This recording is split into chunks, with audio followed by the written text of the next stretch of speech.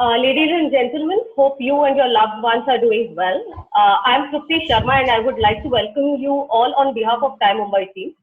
We have taken a conscious decision for TFN and are pivoting from the traditional webinars, which are your panel discussions and everything, to a webinar with a difference. Here on, we are working towards helping our members get access to new knowledge and technology. Do share your feedback on our social media handle and on the email ID, which we'll be sharing it in the chat.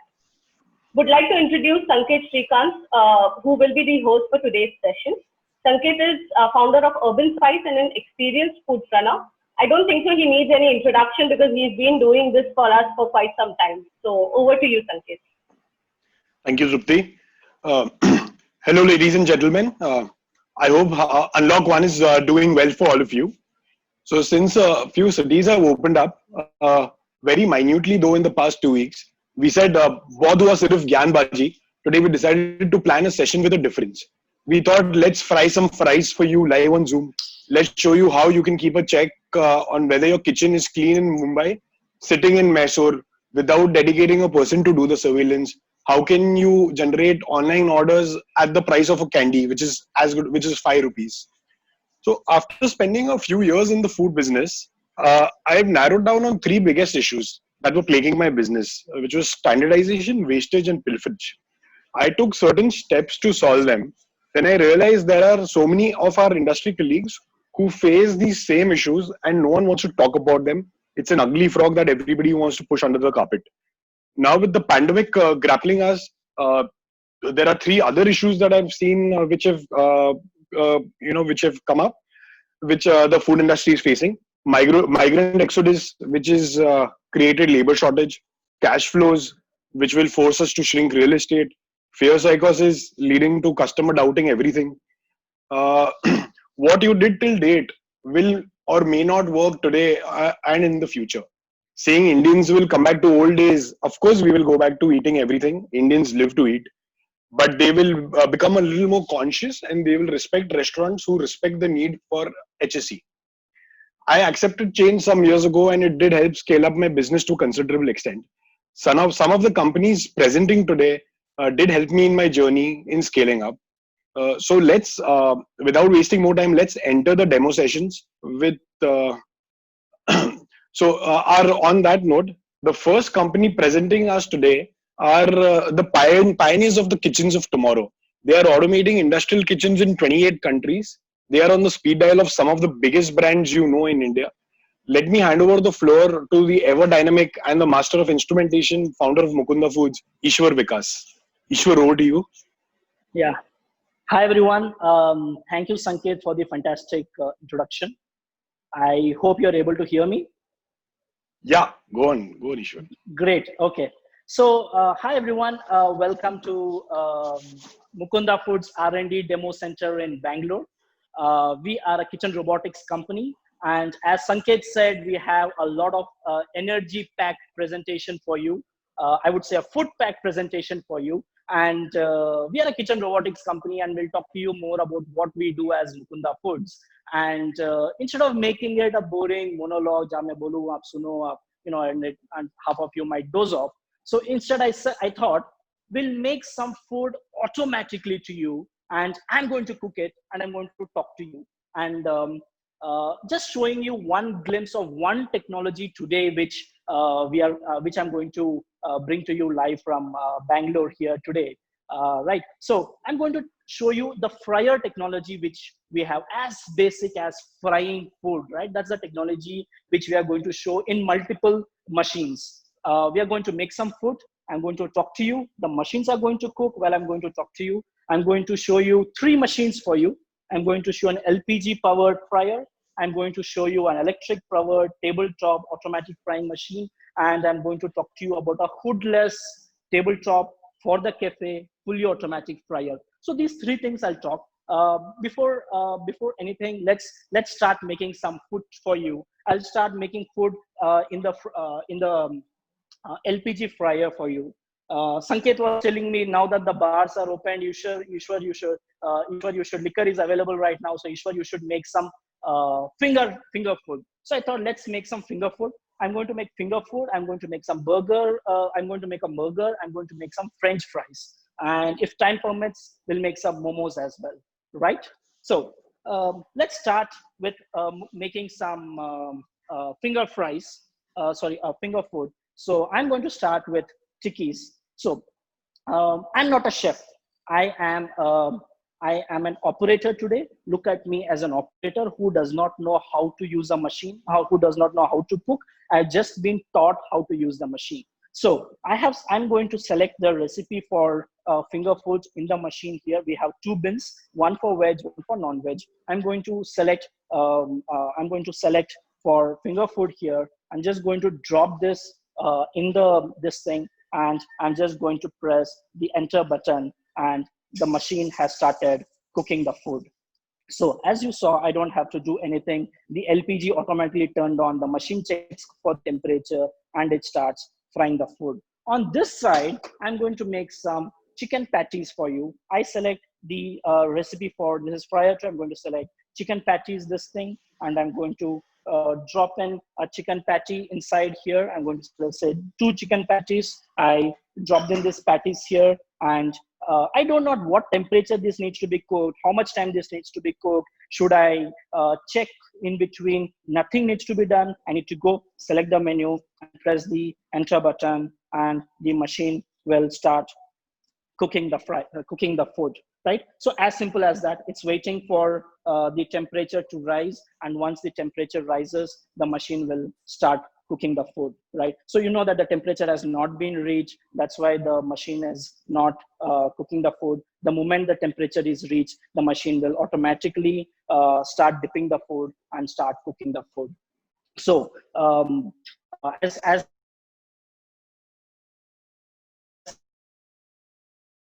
I have another layer I'm going to talk to you about. As you saw, the temp ready, and it dipped itself automatically. Just we had to pan the camera. So I don't have to do anything here. The machine will automatically cook it. You can see that the temperature countdowns are happening. It might not be very clear to you on a Zoom call, but yeah, this is an LPG powered machine. You don't have to waste too much on electricity. We have, this is an LPG technology, which I am showing you. We have a griddle also here for you to heat some burger buns, anything, which we will come to you in a while.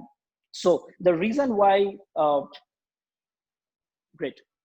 So yeah, the reason why we built this machine, we built a fryer for somebody like me who does not know how to cook. I don't know how to make great fries. I don't know how to cook a nice finger food or tikkis. What I know, what we have done at Mukunda Foods is we tied up with some of the best chefs. We worked with a lot of large companies out there in the space today, and understood from them is, how do you fry? What is the temperature? What is the cooking time? What is the cooking pattern? For a thawed food, what is the cooking time? For a frozen food, what is the cooking time? And we have built in all this smartness, all this analytics into the machine. And all we need to do is select the menu, put the food there, press a button, the machine will automatically dip it, cook it based on the chef's recipe. This is not me suggesting or anybody suggesting what should be the oil temperature, how much time should it cook. Everything is chef driven. So the chef tells, for example, if you want this machine for your brand, your chef needs to tell us what temperature, what time, what duration. And once he cooks it and he gives a go ahead saying that, hey, Ishwar, this is good food. This has come out really well. So DB, you can come down. Now it shows that this is coming out in a while. So you can show that the finger foods have come out. I did not have to check for consistency. Ki ye hua hai, nahi hua hai, is it golden brown or not brown? The machine automatically made it, and now it started beeping. I don't have to check. If I forget to pick it up in say 30 seconds, it's not a problem because it has come out of oil and it has also started beeping. All I need to do is now, can somebody grab a plate for me, please? Yeah, all I need to do is take a plate, acknowledge the machine that I've taken the food, take the food. You can see that the crisps are nice and the finger food has come out nice and good. I think these are some cheese things. You can see the crispness, the color, everything. If you make this for 10,000 times in the machine, that's the quality of finger food you're going to get. I don't have to check and see it's done, not done, what's the temperature of oil, check it, or change any dial, anything. All I need to do is drop in, press a button, and the machine has sort of made this for us. Well, the burger about how we build this machine. Basically, it's we collapse on multiple people to understand the science behind this, and this is loaded here.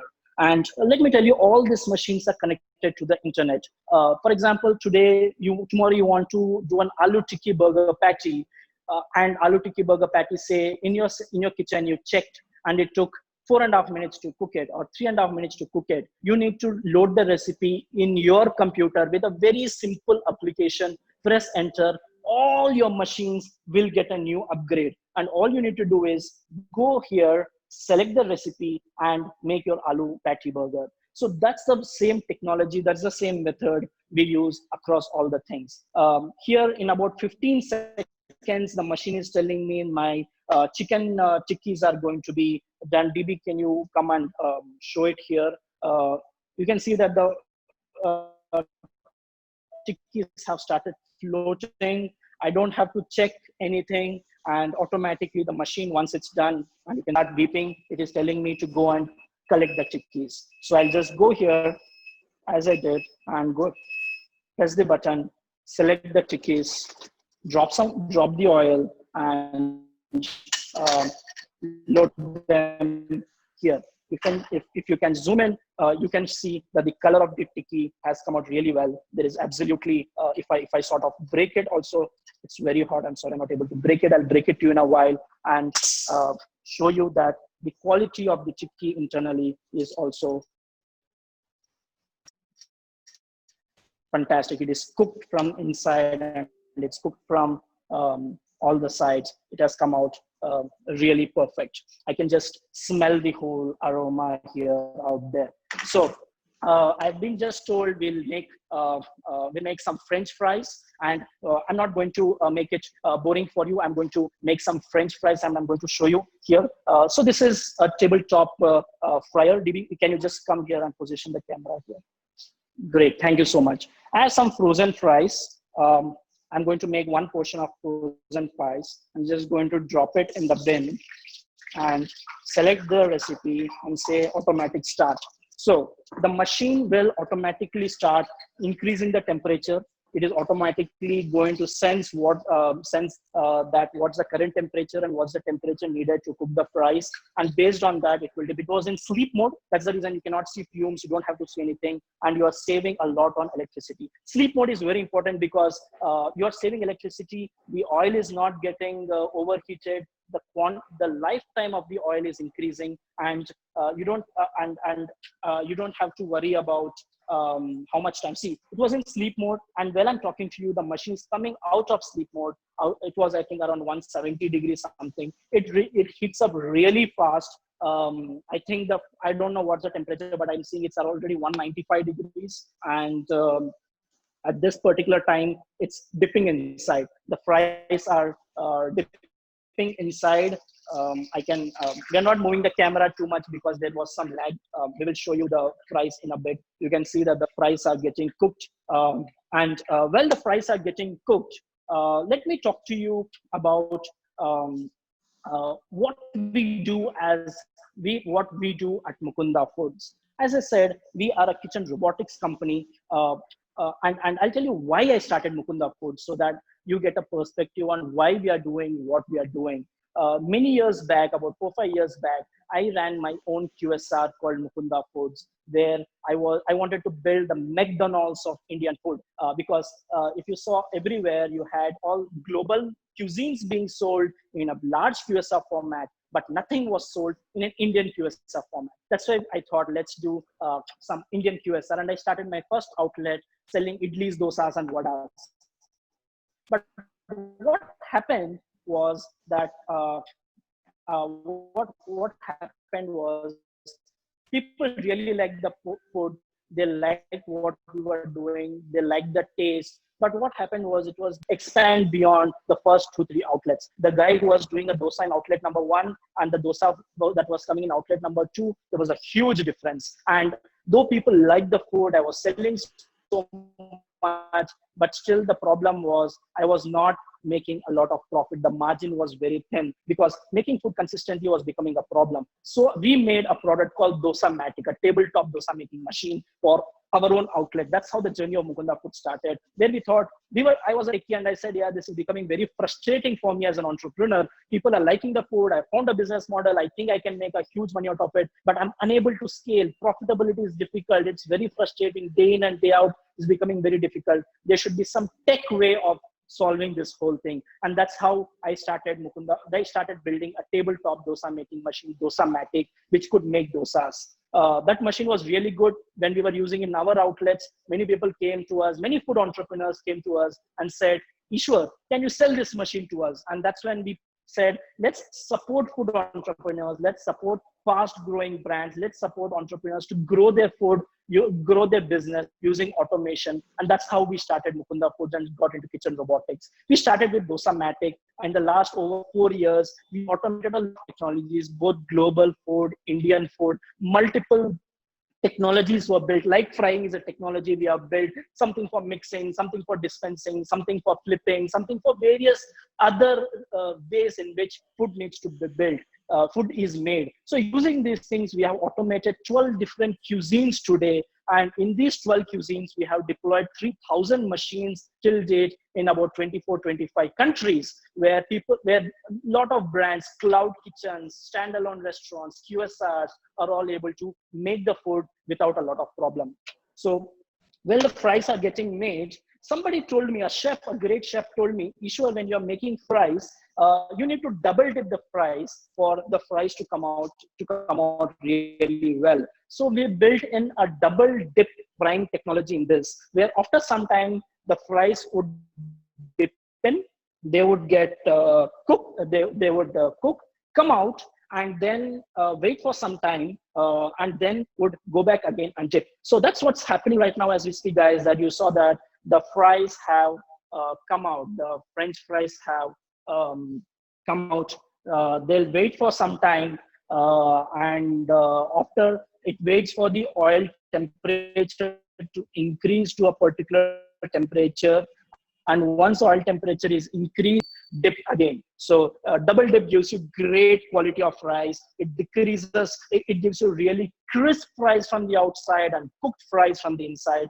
and it's a fantastic way to make. In about 10 seconds, your fries are going to be ready.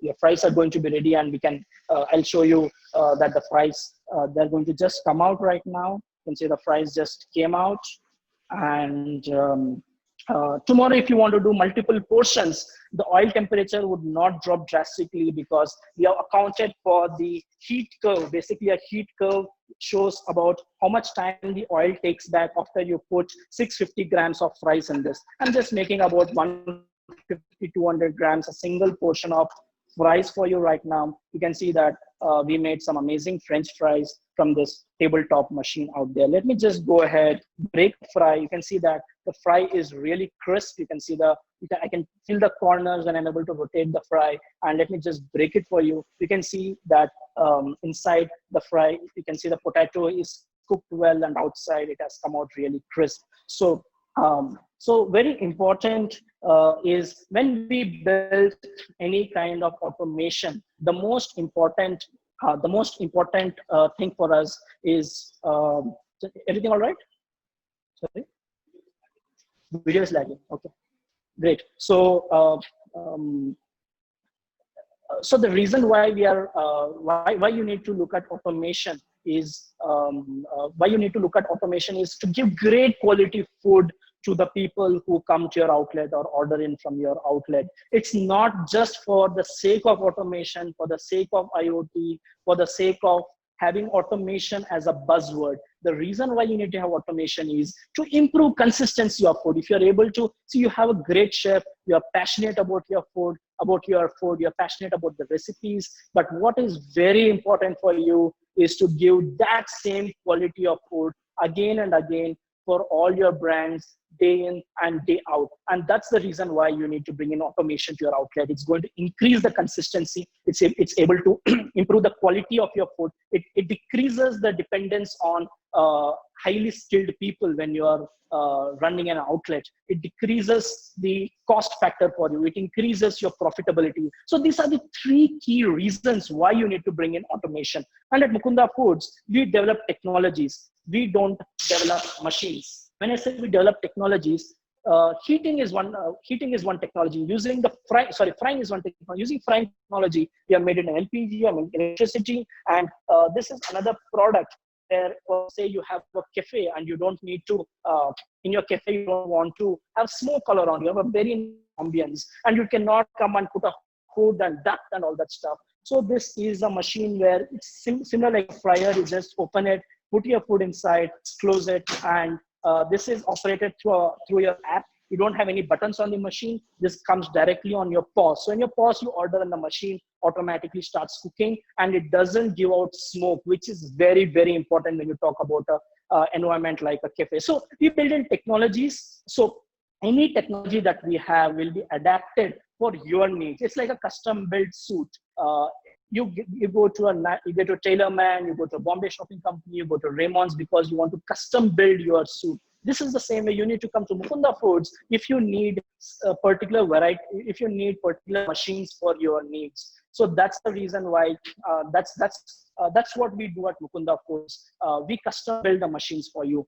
We are working with some of the largest brands in the country, in the world here when it comes to automation, where we are working with somebody like ITC for some technologies out there. We're working with Rebel Foods. We're working with some of the largest tea making companies in the country. We are debuting something at Wow in the next week. So QSR, Cloud, we're working with some US-based large MNC brands when it comes to making food. So automation in food is not a myth. It is not a story. It is not a buzzword. It is the reason that would give your brand wings for you to really grow.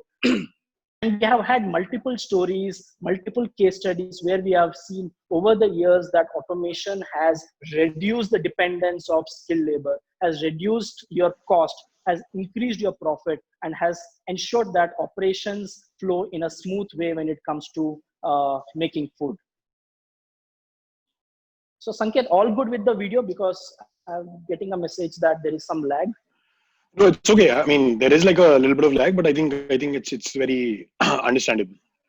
Okay, great. So somebody was sent me a message that it's a little lag. Anyways, great. So as I was saying that that's how automation will really bring in more money, will bring in speed. And when we work on automation, it is not that many people think if I bring in automation, I don't need a chef. No, that is not true. A chef is the person who brings in the art for the food. He knows how to cook the food. He's passionate about food. We are just a technology provider. We just make the machine. So a machine with a chef will be a great combination where you're able to really scale up the brand tomorrow. We learn from the chef. The chef from your brand needs to teach us on what kind of food needs to be given. He needs to taste the machines, the food that comes from all these machines, and tells us that, hey, this food is little undercooked, you need to change that, the color has to be this, the aroma has to come out well. And only when the chef gives us thumbs up that this is a good food, that's when we seal the automation, and that's when we go and scale up. We work on various models wherein we are able to optimize on growth, optimize on cost, optimize on hygiene, optimize on various things. So one of the most important things today during the COVID times is health, hygiene, and safety. And I'm seeing that brands who have been there for a long time, who are having a lot of trust with the people who are already there, are getting a lot of business. And automation is going to just take the curve just all about everything else. Because I'll tell you what happens is, I'll talk to you about one small feature about this machine when it comes to safety. So safety is the number one aspect when it comes to fryers, because what happens is, do you know that in India, 75% of the fire accidents in a restaurant are caused because of fire from a fryer. 100 to 150 crores of equipment gets burnt every year because of fryer. What we have gone is we have built in three layers of safety into a fryer. I'm talking about the LPG fryer here, where we have a sensor which senses if there is any LPG leak. It senses what's the temperature, and we have given a double safety jacket in terms of multiple sensors, both analog and digital, so that you don't have any fire hazard that's coming. It has sleep mode, it has deep sleep modes, it has multiple sensors and connectivity, SIM-based connectivity, Wi-Fi-based connectivity, so that you're able to do a lot of stuff using automation.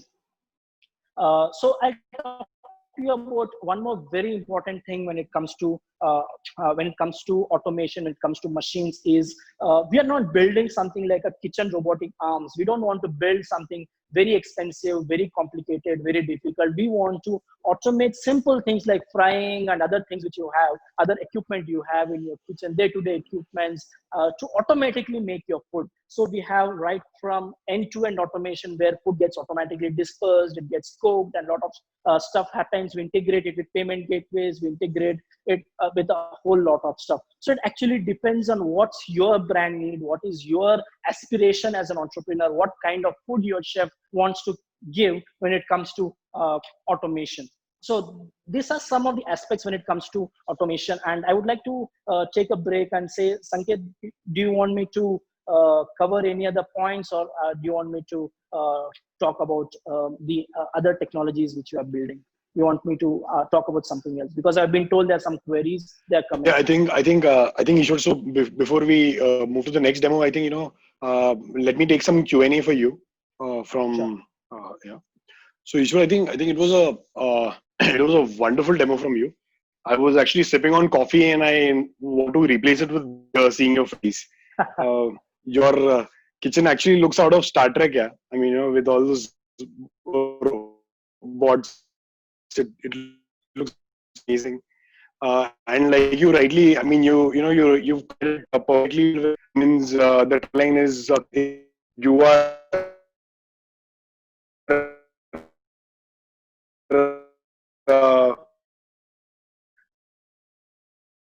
uh, on the verge of labor in QSRs.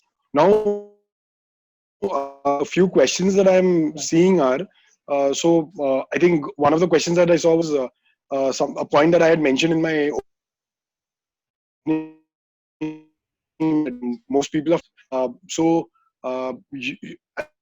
I mean, will the investment on these automated machines justify the ROI we could expect from them? Right. So Sanket, can you hear me? I want to. Yeah, I can hear you. So I want to bust. You're able to hear me, right? Sure. Yeah, one second. Sure. Maybe you can just put your video off and talk now. I think there is some lag at your end. Or maybe just put it off and put it on.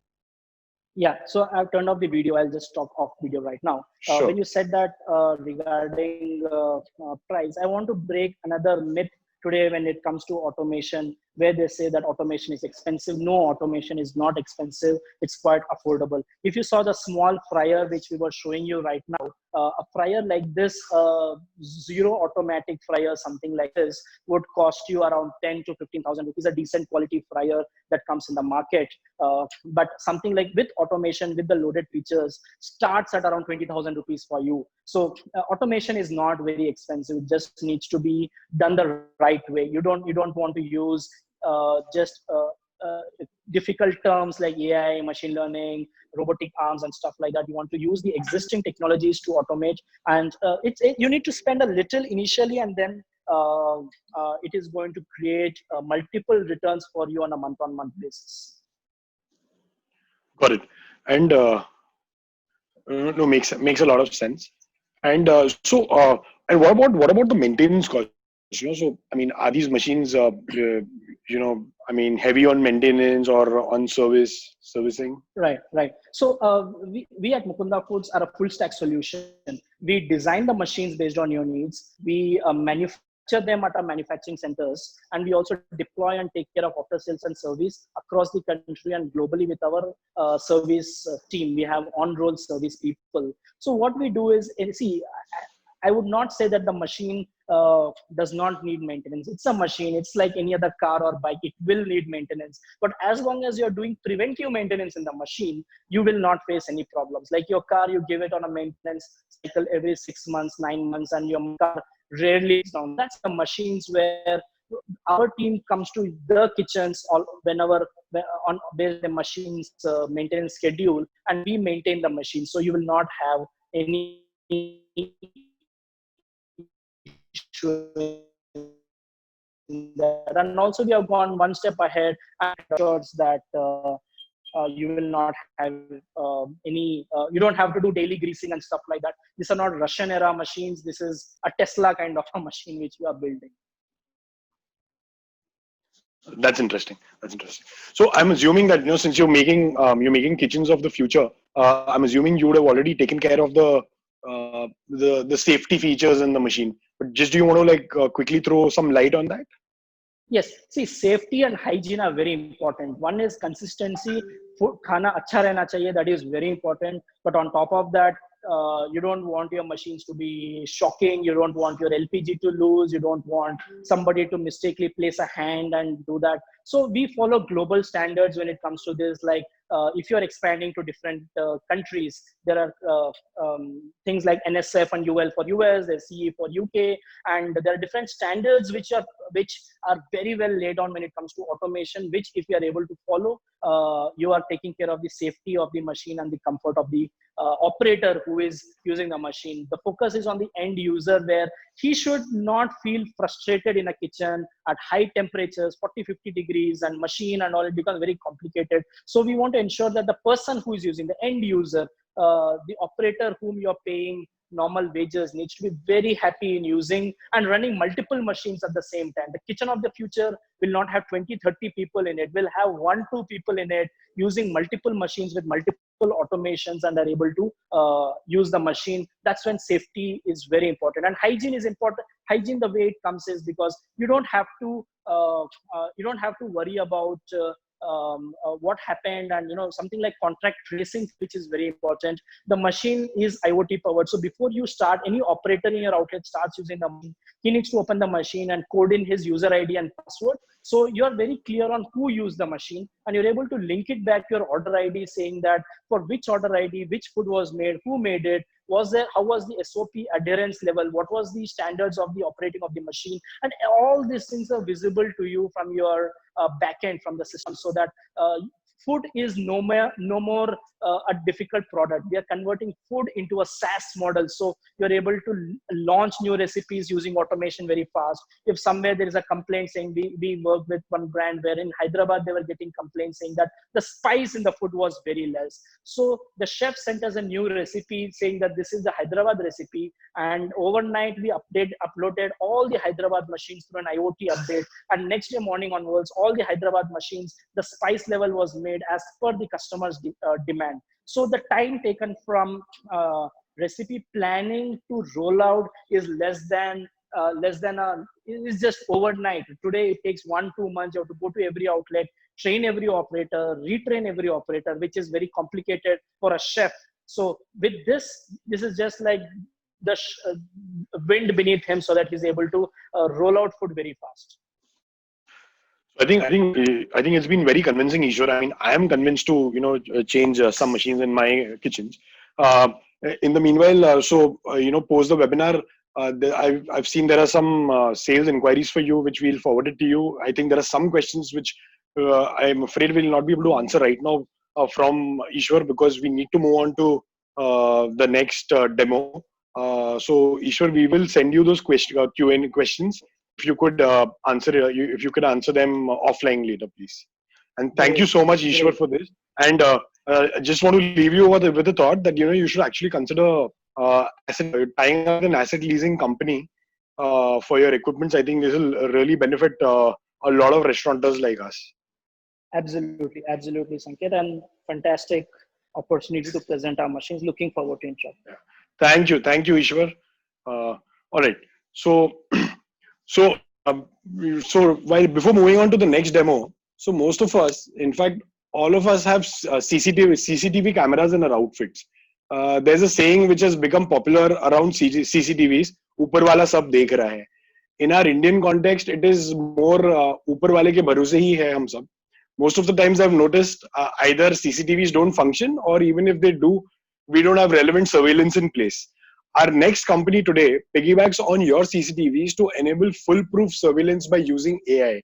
And no, AI is not just a hashtag for them. They're beautifully using it. With this, I'll put the floor open to Rishabh Bhutani, who counts IRCTC as one of his clients, to tell you how they do it and what all can their systems capture and warn you about. Rishabh, over to you.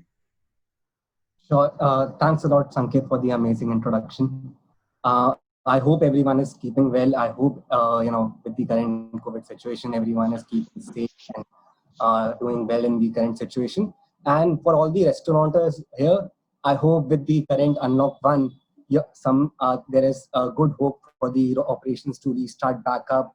And, with the consequent unlocks, I hope your business gets back up to the earlier stage as soon as possible.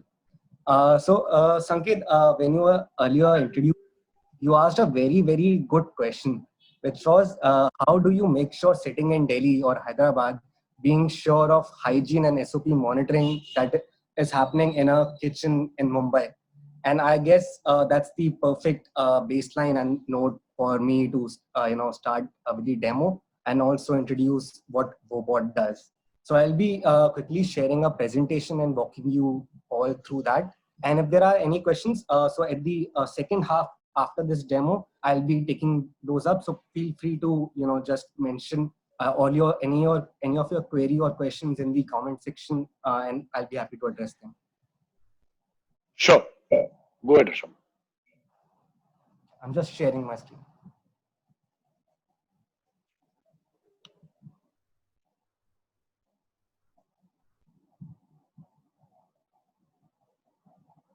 Yeah, I hope my screen is visible, Sanket.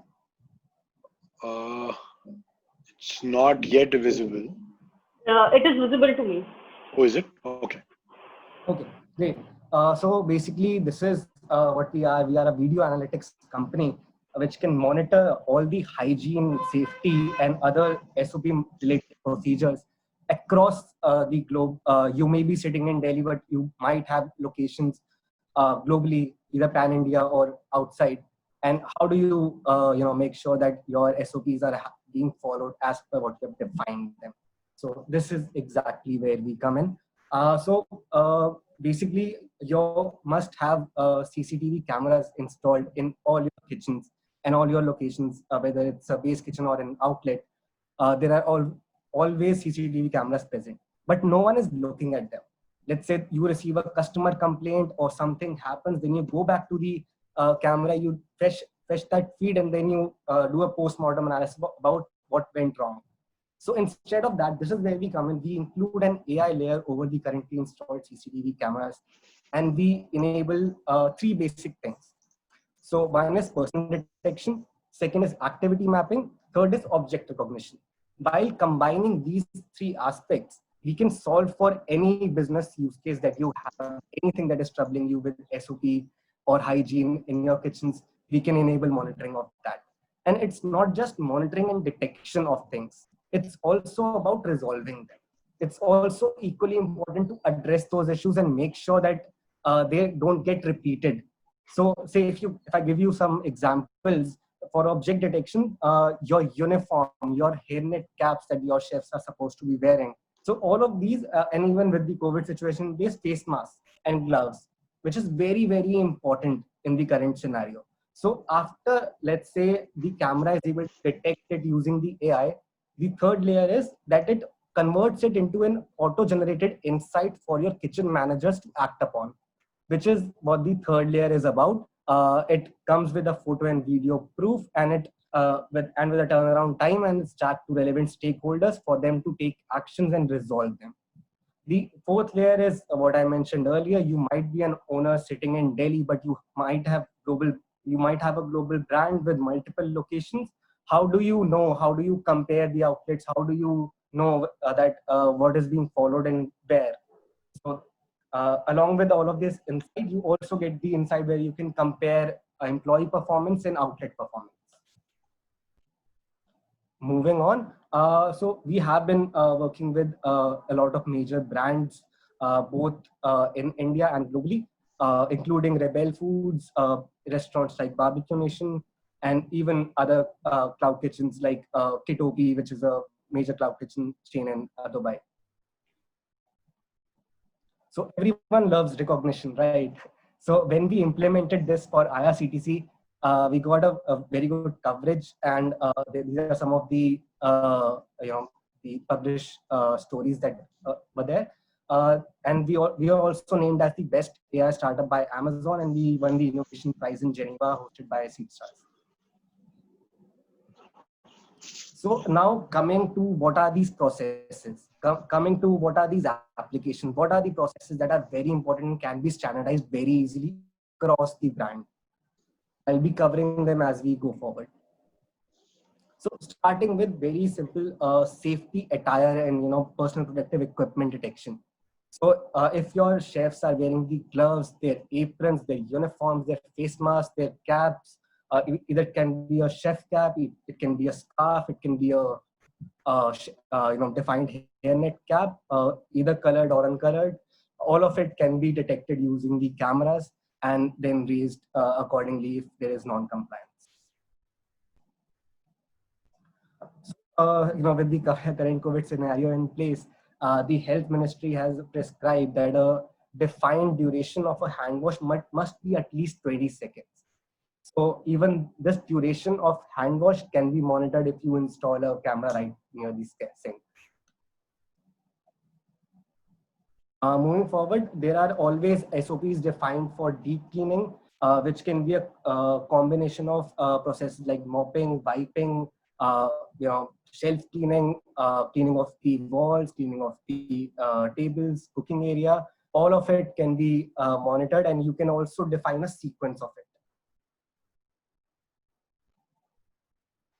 Again, a very important thing, if you have front of the house areas where everyone is very particular about maintaining social distancing. This is again, the camera can basically look at if social distancing, which is a minimum distance of 2 meters between any two people, if that is being flagged, then your relevant managers can be alerted, or even a buzzer can be raised to make sure that you maintain the procedures as per what the government has defined. And then again, very important for employee check as well as the guests that are entering it at your outlets, temperature scanning solution. So you just have to install a small device at the entry gate itself, and if anyone comes close to it, this device will tell you the temperature and will also display a message if the person is allowed to go ahead or not. So, like I mentioned, that anything that is detected is then raised with relevant information and then tagged to the relevant managers, and you get a dashboard access, web-based, and also an Android application. And whenever something is raised, you get a message and an email along with it. So these are a few case studies. I'm sure everyone of you must have traveled by trains at some part in your life, and you must have not been sure about what is the hygiene, what is the condition in which the food has been cooked. Which is where we came in around 2.5 years before with IRCTC, and 1 year after they implemented Wobot solutions, and they received a lesser number of complaints, and this is their learning that once they did the Twitter sentiment analysis, it was even 70% improved within 1 year of implementing our solutions. Giving more learnings, we have had good words from even Rebel Foods. Like we know, they have around 350 plus locations, so it got near to impossible for them to make sure that their processes are being followed in all of these huge number of locations. This is where we came in and we helped out sort this entire process out. So, with the current theme of, customer, customer confidence, I would even like to include another thing that we have not included in the presentation, which is live streaming of kitchens. So, I'm pretty sure you would want your uh, customers to know that you are making sure that, the food is being cooked in a very, very hygienic manner. And the workplace, the kitchen is very, very clean and conducive to an environment in which they don't have to worry about where their food is coming from. Which is why we have even come up with a live streaming solution where you can just host all of your kitchens onto your website, and the customer can come and view that, reinsuring that hygiene is there, and they can be sure, and they don't have to worry about while ordering from your brand. So this is something that we have come up. We love the concept here. So if anyone comes through Ty's reference, and if any of you are attending here, we would love to enable a 7-day live pilot in your kitchen, entirely free of cost, so that you get the understanding that you need about how this entire process works. So I'll stop sharing now and quickly take up the questions in the interest of time. If anyone wants to reach out to us, here are a few things. Otherwise, just drop your details in the comments and we will love to get in touch with you. Rishabh, this was amazing, yeah, and a very sweet gesture from you to give a discount to Thai members and any references from Thai. I think after seeing your presentation now, I'm pretty sure that at least यहाँ पे तो intelligence failure नहीं होगा. And on a more serious note, I was wondering how to take my kitchen, how to make my kitchen go live ASAP. I think with your solution, that's going to happen. That could happen really in the next 7 days before your free demo gets over. Yeah.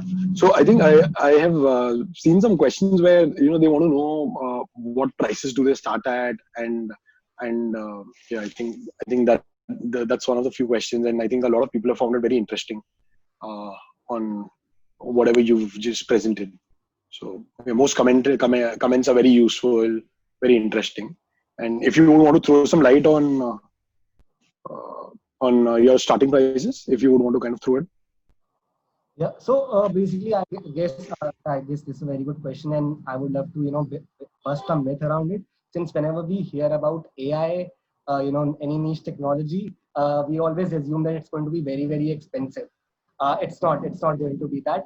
So in a restaurateur's language, it's an a la carte solution wherein you just what you need, and you give us a subscription fee every month. So the entire deployment happens remotely. There is no fee for any travel. The entire current CCTV base is used. There is no hardware dependency. There is no camera change that we need as such if you already have cameras in place. So that gives you a very, very good and scalable pricing if that is a concern. Starting would be a little difficult to give right now, but anything around maybe say from 3 to 5K a month can be something. Understood. And can these cameras capture wastage and pilferage also? Wastage and pilferage as in? So as in wastage of food. So I mean in a lot of kitchens, in a lot of traditional kitchens, you usually if you kind of go and see their kitchens, you usually end up seeing a lot of more garbage thrown in the garbage cans than the food sold outside. So is it a possibility for the owner to kind of understand, get an idea or get a handle of how much the wastage was, or if there was any pilferage by their employees in terms of pilferage of raw materials or whatever? Yeah, so basically it's all about standardizing an SOP. So if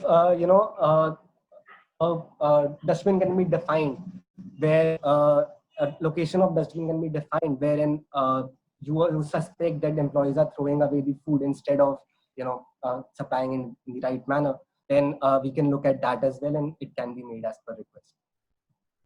Interesting. And are you open to giving solutions to other industries as well? I mean, there is someone who's asked, can it be used in a dental clinic? So are you open to other industries as well, or is it right now specific to food? Once I talk about these SOPs, so say a face mask, social distancing, PPE related checks, person. No matter if you have a pharmacy lab No matter if you are in manufacturing and you have these SOPs in place, or you have a simple office space where you are trying to get the employees back to work, and you have defined these SOPs like a face mask, you have to maintain social distancing in the pantry area. So then these models are universal and can be deployed anywhere. Though once we started, our major contribution started from we were very focused into hospitality. So, which is why we have extensive experience with working with brands that are in hospitality. And after that, we are now, also working with retail and manufacturing industries. So I think before I move on to the next demo, I'll just take this one last question from Venkat. I think Venkat runs a lounge or a bar. So his question is, if someone steals from my bar, will I get to know if there is a theft of bottles? I think that's a very important question, keeping in mind that the liquor shops were shut for 2 months. So I think it's one of the most precious commodities today. So Yeah. one of the standardized models that we have is unauthorized access. That is very common in the manufacturing segment, at least, and wherein say only people with required uniforms and a certain say a marker, that can be a uniform, that can be anything, only they are supposed to enter that place. And similarly for bottles, I'm guessing you must have a warehouse where you are looking at, and yes, theft of bottle can definitely be done. We have, in fact, a lot of theft in manufacturing happens during loading and unloading of. Got it. That is also something that we do. By loading and unloading of material, we can capture these anomalies. Understood. So Rishabh, thanks a lot for your time, and thanks for the demo. I think it's very interesting that you actually made use of AI and put it in our CCTV cameras. Thank you so much for the demo. I'm hoping a lot of Thai guys will make use of the 7-day pilot that Rishabh has offered, and obviously subscribe to his service for like a lifetime. Thank you, Rishabh. Thank you for the opportunity. Yeah. So next, I'm presenting a WhatsApp-based online ordering system for restaurants and customers. Now, you must be wondering that there are already established players in this space. So what is different about this? So this is a first company that I've seen is the industry first. They charge a restaurant 5 rupees for every order that they generate. Yes, you heard that right, 5 rupees. And also share the data with the owner for future marketing and customer feedback. Plus, they give a lot of data analytics for food improvement. With this, I'll put the floor open to Pawan, co-founder of Bro Eat. At a young age, he's also managing partner of a few marquee restaurants in Mumbai, like Butterfly High and London Taxi. Pawan, over to you, please. Hi guys, my name is Pawan Shahri. Thank you, Sanket, for the introduction. I just hope everybody is safe and well at home. I'll quickly just jump into it with the short timeline that I have and share my screen to do a small, to take you all through a small deck on what our platform is. I hope, Sanket, I'm audible? Yeah, perfect. Okay. Very clear. Lovely. So, basically, for me, I'm a restaurant. I'm based in Mumbai, and I've been into the F&B space for almost about a decade now. Initially, marketing and strategy, and then my own restaurants in Mumbai. It's been a journey of learning and trying to figure out how the entire industry and the math behind it works. After the current pandemic that hit us, we saw that all our business that was coming in from dining in, which initially had a small percentage of our revenues being generated from the delivery segment, will now take over a massive difference. The home delivery business and the revenues that we generate are going to become a major chunk for the next couple of months. Currently, it's at 100% revenue for us. And even moving forward, it will be at least 35 to 40% of the total revenues we make. So while all our restaurants are adapting and evolving into providing different services that the customers might like, our entire dependency on aggregators who we currently need to pay a massive amount of commission percentage per order would not be feasible for us. While they are completely right on their side, charging us the amount that they do because of the services that they provide, we also felt that there was a need for restaurants to have their own sort of responsibility management platform where they can take care of the deliveries, they can look at retargeting the customers, and hence me and my partner, my co-founder Karan, who's also going to be speaking later today, both of us had a chat, and we figured out on how important a platform like this is necessary. Hence, we started sketching ideas, and that is how Broeat was born. So Broeat is India's first WhatsApp-based community home delivery platform. Um, Talking more about it,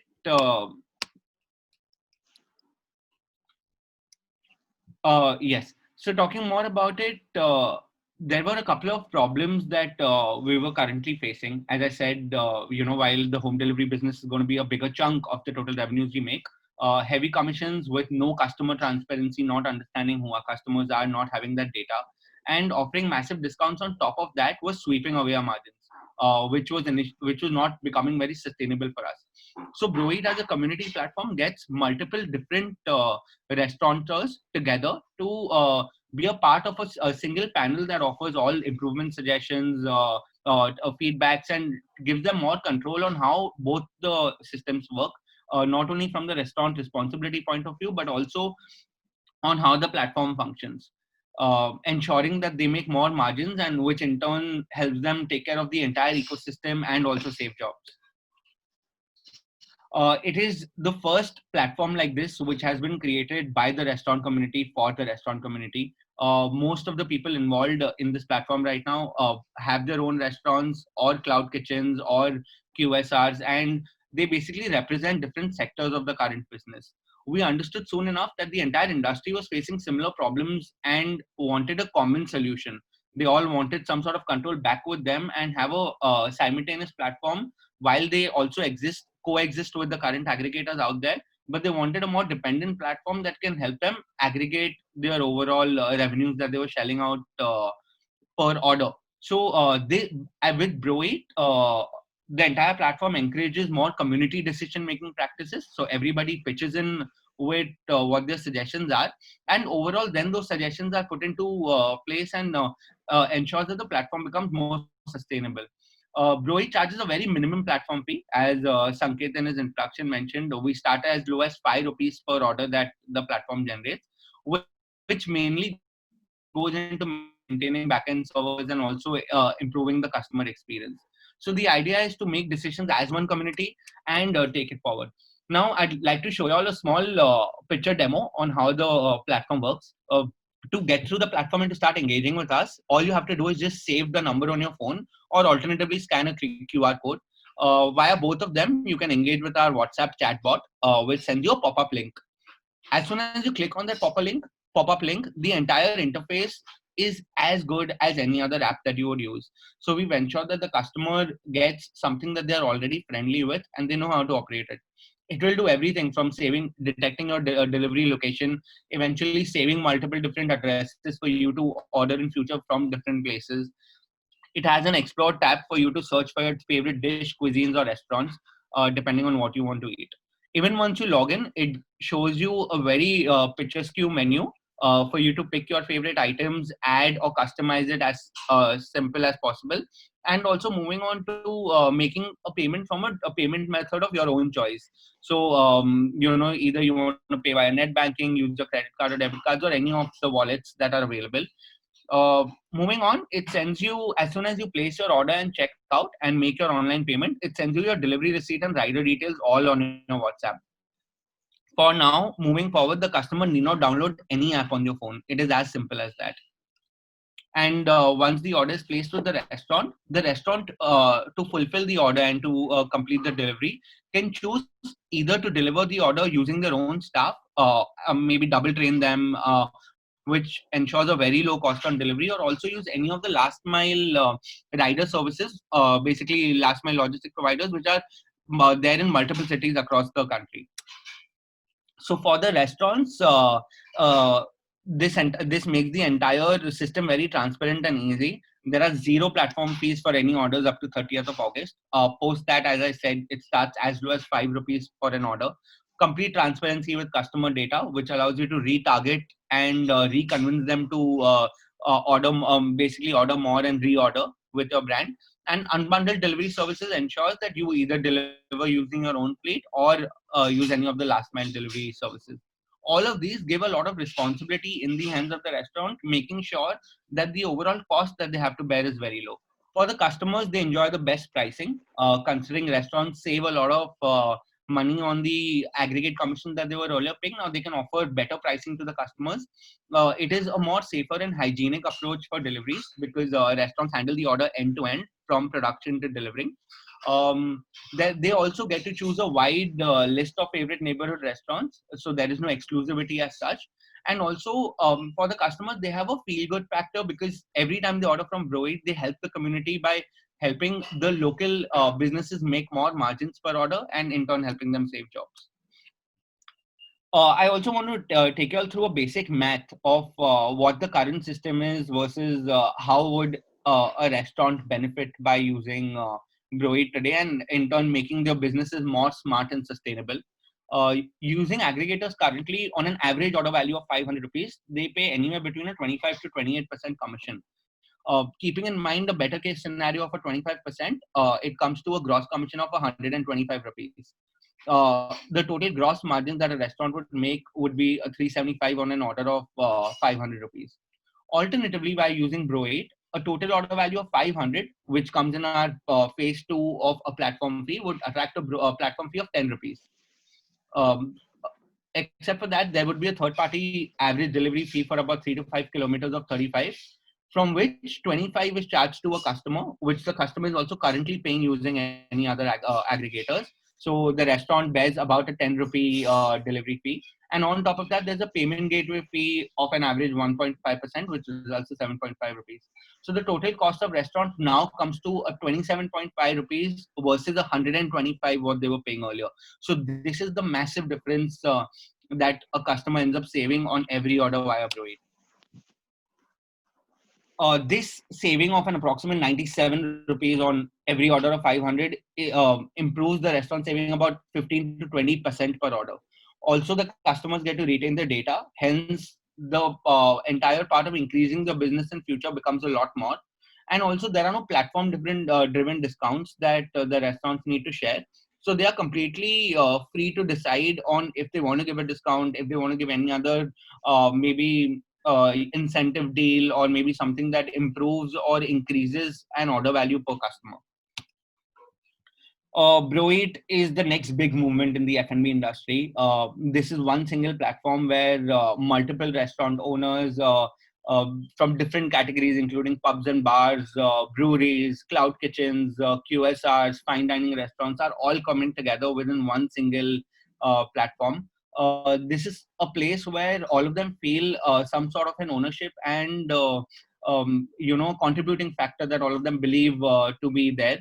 While we understand that at this point of time, because this is a startup right now and it's still building up, we don't have the millions of dollars of marketing budgets to get the orders. But what we definitely believe in is that in the next couple of months and years, it will gain a massive consumer traction purely from an emotional benefit point of view, and also get everybody to realize that at this time, if all of us don't support local businesses and don't help each other grow in the post-pandemic scenario, it's not going to benefit anybody. And Broit is just the first platform like this, and I'm sure in every industry there are going to be a lot more. So concluding this, I just want to save a couple of minutes for anybody who wants to ask questions and participate in any sort of conversation. Well, I think that was beautiful. I mean, that was very self-explanatory. I think a lot of people have shown interest in joining Broid already. Right.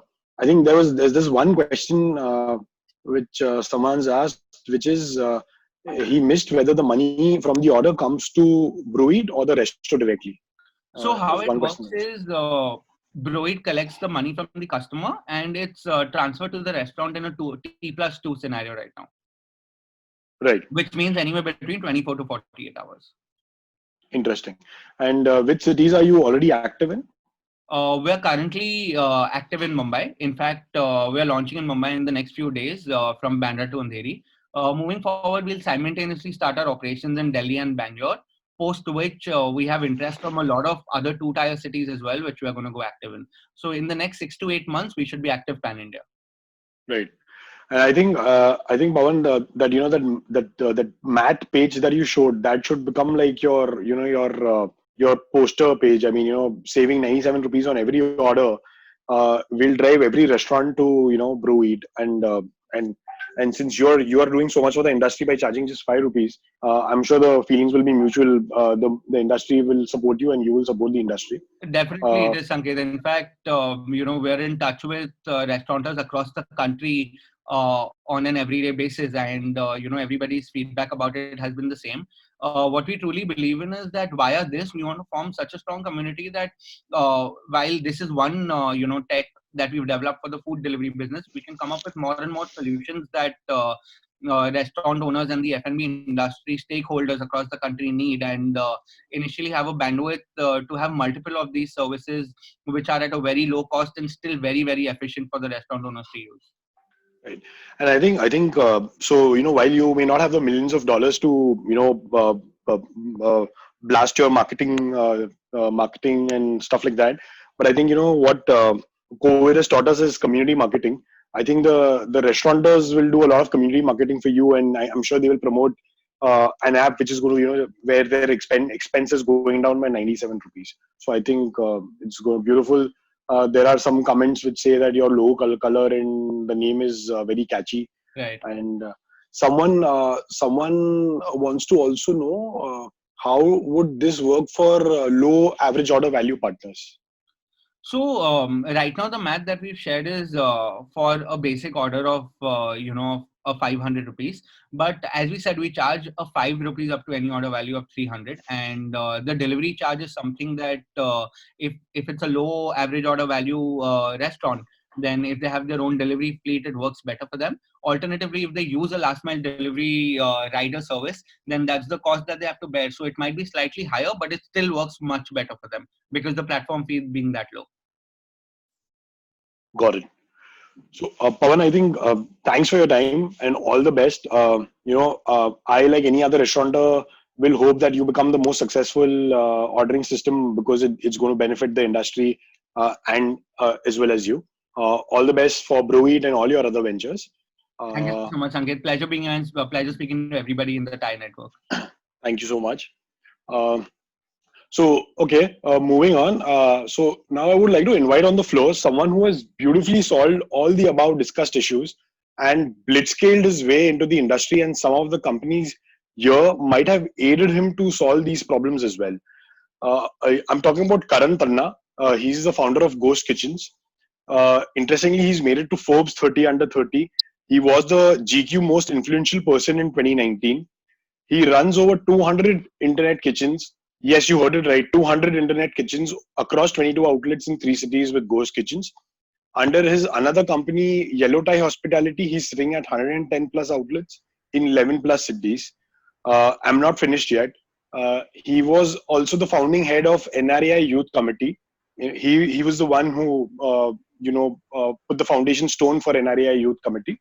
And in fact, before he starts speaking, we would like to invite him to be an honorary member of Thai Food Network Steering Committee, since his and our vision to empower the youth in the food industry resonates. So, Karan, so please tell us a little bit about your journey from McKinsey to food to now sitting at 140 plus outlets. This is like a wow journey, and how did you do it? Hi everyone, good afternoon. Pleasure to be here, and thank you very much, Rishabh, for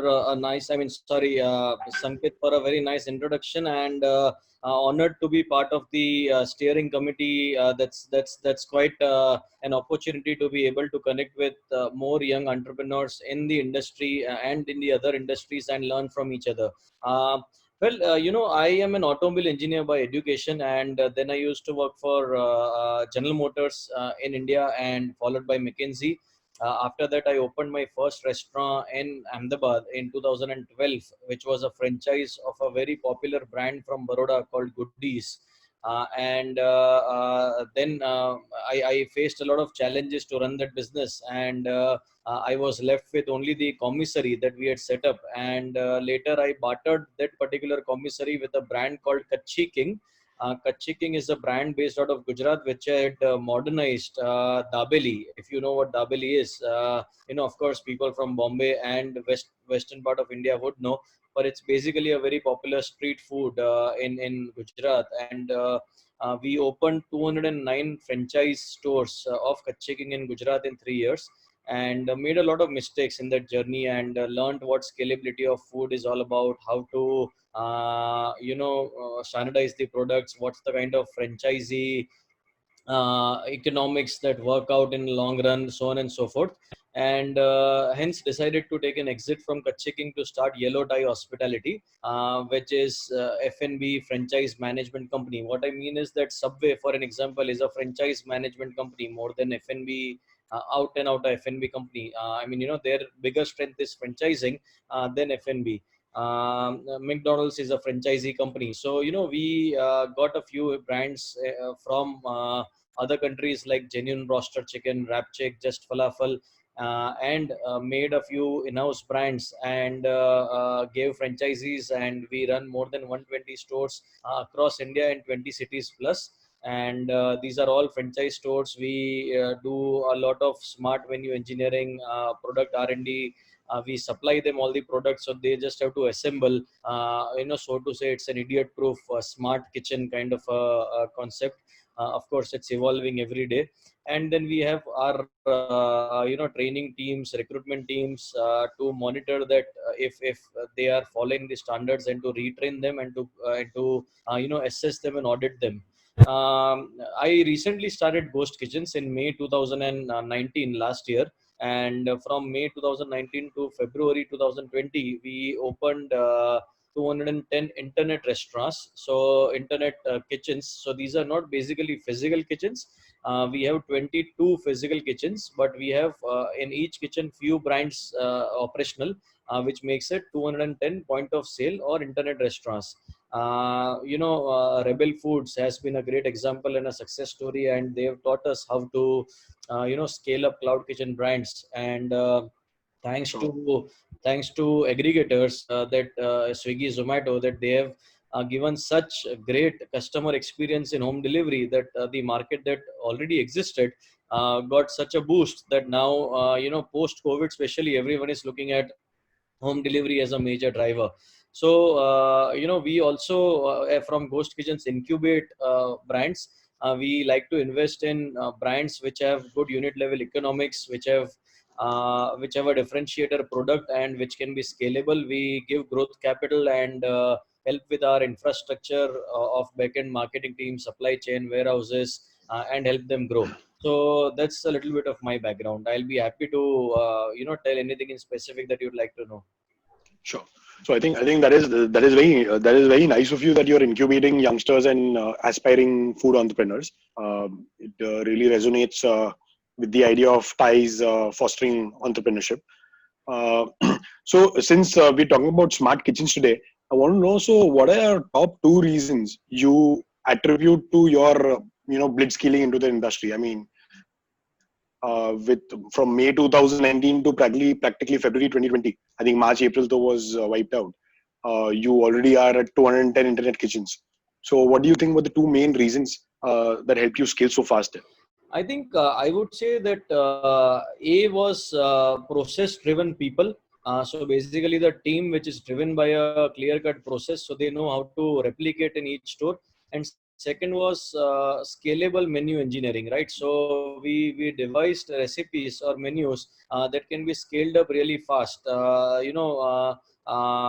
Ishwar spoke about how automation helps, though we not using a lot of automation in our stores, and we would like to. But we at least get food products that are pre-prepared from vendors or central kitchen, and the outlet, I mean the person there has to just assemble there. So the product standardization is easier, and we don't have to rely on the manpower to get trained and trained for recipes and make sure that they give standardized product. So I think a smart menu engineering and a very well set process which people follow are two things that helped us really scale fast. Because whenever we open a new store, we exactly know that what are the processes that each one of the employee there has to own and be accountable for, and that makes it really easy to track the progress and incubate that new outlet. Right. So I was very intrigued to know your idea behind opening multiple brands versus, scaling up one brand. Well, I believe that contrary to a lot of people who believe, on scaling up a single brand, I believe that scaling up a single brand in today's world has become very, very challenging because, either you have a proprietary product. I mean, if you see any big brand, they had a proprietary product. KFC had their chicken, McDonald's had their hamburger, and the speed at which they delivered hamburger. So, in this competitive scenario, to have a proprietary product or a differentiator product is very, very challenging if you really want to scale up fast. It's too much of a risk to put all eggs in one particular brand. Rather than that, when we have multiple brands, especially in cloud kitchen format, it hedges a lot of risk. I mean, if I would have had a Chinese brand right now, surprisingly, no one wants to order Chinese. During Navratri, people don't want to order non-veg. There are some pockets where the corporates are high, so they want to eat khichdi instead of biryani. There are some pockets where there is upmarket corporate, like a BKC. So they want health food, they want quinoa. So there is a lot of risk to depend on one single brand because to derive a differentiation is very, very challenging. I mean, you can't have your brand serving the most cheapest product and call it a differentiator because there is always someone to cut your cost. Sure. And you can't call your product as the most tastiest product in the market because if that's the thing, then no other product would sell. So I think there is a lot of me too brands in the market which give you a challenge, and that's why to scale up quickly and to hedge the risk and make unit level profitability, I decided to have multiple area of brands and divide the risk, and it has really, really worked out well for us. In out of all our kitchens, just in 10 months, 65 2/3 of our kitchens are already profitable. Wow, that's wonderful to hear that there's someone in the food industry who's already profitable in within a year's time. That's amazing. Well, pre-COVID, Sanket, but we have all our challenges, and we are profitable at unit level, at corporate level. Still, we need to fight some battles. But yeah, overall, we have had good profitability on unit level, which in itself is a challenge for a lot of cloud kitchens, which are new. Sure. So since you mentioned pre-COVID, how much time do you think is the industry going to see to see the February 2020 numbers again? I believe that February 2020 numbers would be in February 2021 because optimistically we can look at November, December. But there are a lot of dynamics to it, Sanket. Honestly, I've tried to put a lot of math, but it doesn't work out because we don't know how the coronavirus curve is going to shape up in coming few weeks. Secondly, there is a lot of supply that unfortunately has gone down. I mean, I myself am shutting few of my kitchens because I cannot afford to run them anymore with low volumes, and we don't have landlord support in those kitchens. So supply is less. People have stopped ordering at a great extent. I mean, overall delivery market is still less. The behavior is also changing. People who used to order from let's say value brands may now be ordering from branded outlets, not looking at discounts. People who were ordering junk food before might now be ordering healthy food.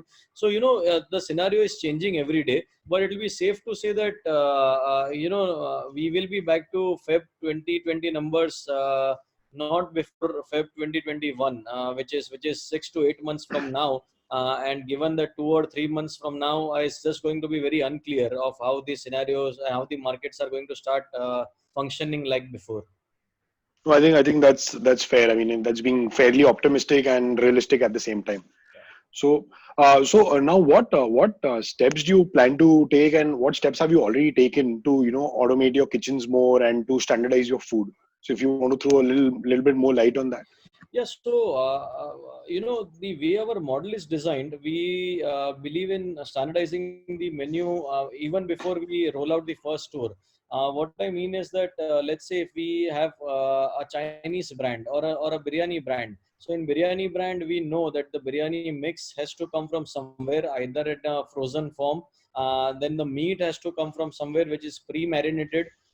Then we just boil rice in-house and then layer it. We just thaw the meat and thaw the marinade and then layer the rice at the outlet, because boiling the rice is relatively easier, and especially when you follow the SOP of electronic cookers, it becomes even more process driven.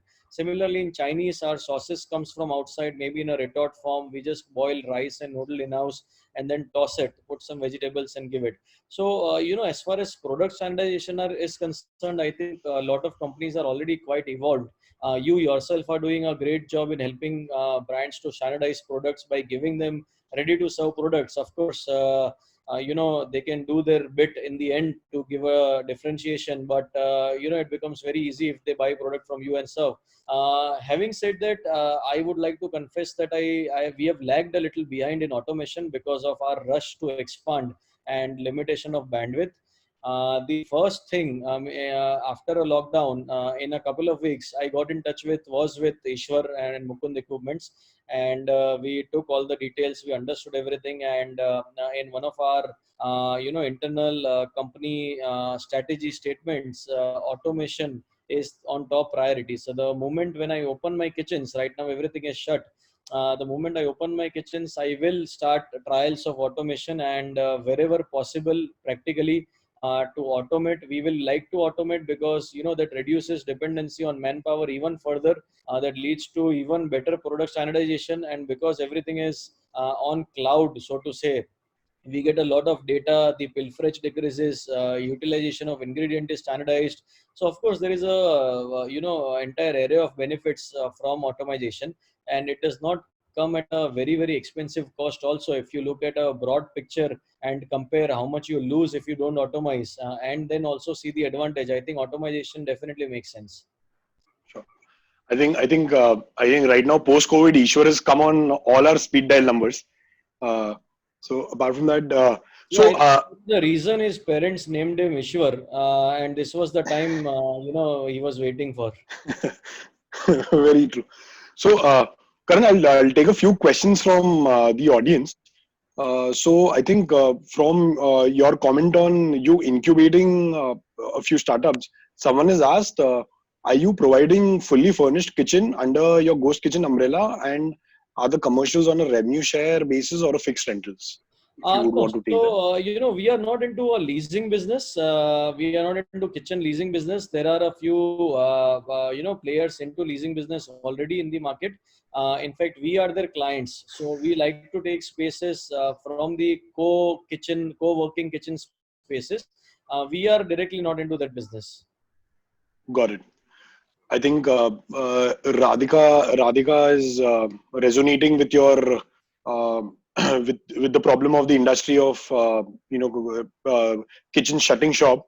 Radhika, I think I would like to tell you that Karan, as a part of NRAI, was lobbying a lot for the industry, but I think obviously it will take a while. It will take a while for the industry to get some. I mean, Karan, would you want to add to it? Yeah, I mean, honestly, I was not directly part of NRI's committee that was giving representations. There was a core committee that was giving representations to government, and NRI has given representations at highest level. They are, almost practically in daily touches. NRI has also received some success at local levels, where excise, plays a role at a local level. Decision making is at local level.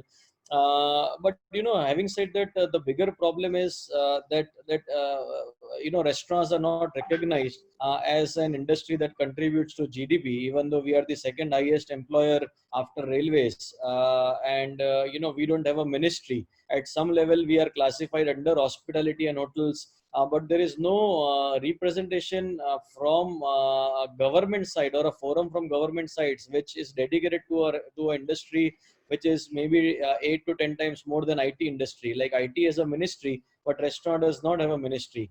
So I think fundamentally the outcome of the efforts made by all of us has brought us to a conclusion that there is a strong representation and collaboration required between the restaurant industry and government has to have a dedicated focus on restaurant industry to be recognizing it as something which is contributing heavily to employment, to GDP, and start taking it very seriously. So it's unfortunate that we have not got any kind of I would say help from government, because during the pandemic, and that will lead to unfortunately a lot of job losses which we are all seeing in our own companies.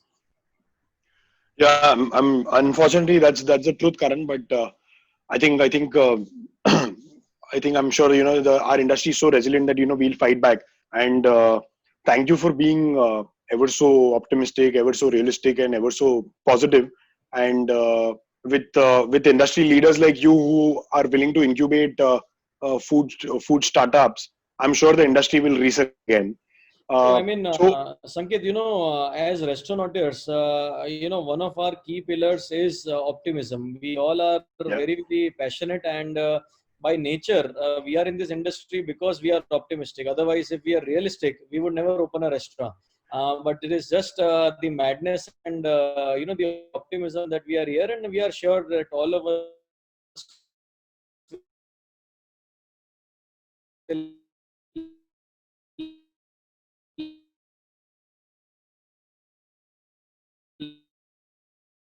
together fight back. I think you might want to shut Audible? your video. There was a lag at your end, I think. Sanket, am I audible now? Yeah, perfect, perfect. Great, great, great. Please, you go on. You were saying something. No, I think points well made, and I think due to lack of time, we will. I think Trupti or Rab, if you could unmute all the presenters today, along with Karan, if we could get closing remarks from them.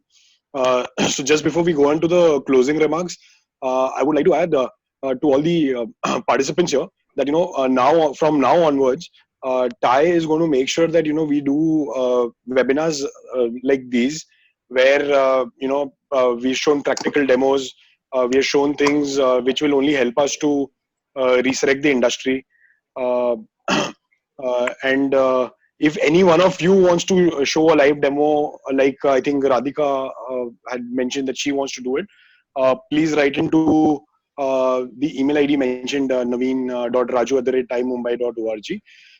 We are also going to do. We are also planning to do a virtual bazaar for all the farm to fork startups, where we can sell within the industry to each other. This platform is all about collaboration, mentoring, and idea validation. And towards the end of July, we are also planning a pitch day, where some of our startups who are looking at raising funds. Ty's been very kind to who arrange some really good investors who are interested in investing in food entrepreneurs. So we will be planning that in July end. So we will get back to you on that shortly as well. So if we could get closing remarks from all of you, and then we will hand it over to Naveen, our executive director. So Ishwar, if you would want to start. Yeah, great. I think it was a fantastic session where we spoke about with Wobot and Karan and Rishabh and Broit coming and talking about solutions. So we always speak about what's happening in the industry, and we never speak about what's the solutions and what are the some of the leading technologies. I think with what's happening around, if we don't ideate, we don't innovate, and we don't grow as a restaurant industry as a whole, is going to be difficult to really dominate the current century, not only in India but globally.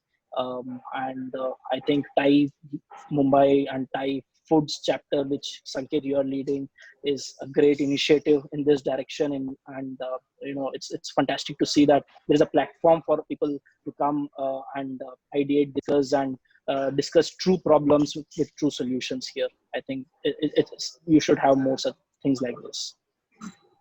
Great, great, Ishwar. Rishabh? Yeah, first of all, thank you to Ty and Sanket for enabling this. I guess this is something that is very required, especially in the hospitality industry, with things just getting better. And I guess there is a lot of scope right now can just improve. Like as Wobot right now, what I would say is that we are open to any synergy with any big organization or a region-based restaurant association as well, and we would be happy to support in whichever way we can, and help in any way with hygiene or customer trust or wherever we can plug in. We would love to help out in whatever way. Sure, sure. Thanks so much. Pawan, if you would want to add a closing remark. And in fact, before you add a closing remark, I would want to just make a point here that we are waiting for this lockdown to get over and the restaurants to open for us to visit your Butterfly High again. Yeah, it's a lovely restaurant. We keep coming there. So Thank you so much. Thank you so much, Sanket. Looking forward to host everybody. And I think, this initiative, Sanket, is great. We all definitely want more and more of these sessions to happen. And I'm really glad that Thai has taken this up. And see the Thai Food Network, becoming an integral part of on how all of us collaborate and communicate moving forward. I think as a closing remark, all I would like to say is that times are tough now, and the only way all of us can get out from this stronger is if we collaborate and communicate and get together on ideas. Collaboration has been a key instrumental factor of the growth of my business, and I just know the power of collaboration, how it helps. So I just feel that there were some great entrepreneurs over here who we spoke to today and who we heard today. And moving forward, we look forward to hearing more via the Thai Food Network and meeting them. Great, Pawan. I think the requirement for collaboration in our industry is more than ever today. Right. On that note, Karan, if you could give your closing statement, please. Yeah, thanks Sanket for organizing this, and we'll be more than happy to be part of more such sessions where we can actually go to and try to understand specific challenges that restaurateurs are facing in various parts of country, and learn from them and maybe try to suggest some kind of solution for them where we can touch base with them one to one, because I think that was the ethos of starting NRA Youth Committee, and I guess that's the ethos of Thai as well. So if we can help the entrepreneurs directly, it will be great. And thank you, Ishwar, Rishabh, and Pawan for coming up with solutions that are really required for the industry. And if you look at all the three companies, they are young. They have achieved good confidence from big names in the industry. All three of them. They are not extensively funded like the big companies, but they are trying to help the restaurant industry in true sense. So I think these are the real companies that are required right now. This is the true spirit that we all need to encourage and come together and fight this out. And it's a level playing ground now because of coronavirus, and I think we can start a new journey with new rules and with better collaborations and community being together. Thank you again for organizing. Makes a lot of sense, Karan, and I will be troubling you more to shape the industry better and form the whole help the community even more. Naveen, I would want to hand this over to you. Sure. Naveen is our executive director, and he works at the back to get all this to put all this together. So Naveen, please. Yeah, thank you everyone. I think the TFN community has started right from, we started the webinars in the very first week of the lockdown, and it's been an overwhelming response from all the entrepreneurs. I'd like to thank everyone. Thank you, Ishwar, Rishabh, Pawan, Karan, for making the time today. And thank you, Sanket, for always hosting this. What I would like to request everybody is that, henceforth, we would like to do more of these demo days, and get operational stuff out as the unlocking has already started. I think for the next session, if there are interesting stories of what you have done to in the last 2 weeks of unlocking, especially if you're a QSR or a restaurant, or if you're a supply chain or a manufacturer, if you could send us your stories, let's try and learn from each other. How the 2 weeks has been, what have you learned, what has bombed. I know parts of Bangalore and Chennai, 30% of the restaurant capacities have started functioning, and more and more people are starting today. So please do, send us your stories. My email address is naveen.raju@timemumbai.org. I think we need to learn from each other, and that's how we're going to grow. Please do that. Also, beginning at 5 o'clock is one more session on sales. So people who are interested in sales kind of a session, please do write to us. We'll immediately give you the links. You can just make a little bit of coffee, come back and get back onto the webinars. Thank you all, and see you soon. Please stay safe, and folks, don't lose heart. Please understand that there's a lot of pent up demand which is going to hit you all while you have lost maybe 3 months of business. From what I'm learning from the pharma industry, or from a simple thing like mechanics and things like that, my own mechanic has got 300 vehicles lined up since last week because that much of demand has been there. So pent up demand is going to hit you all. Also think about that. You are going to be back to business as normal. It may take time. It also may happen in the new form and new way of life, but we'll all get used to it. Stay safe, and thank you everyone for making this a pretty good show. Thank you.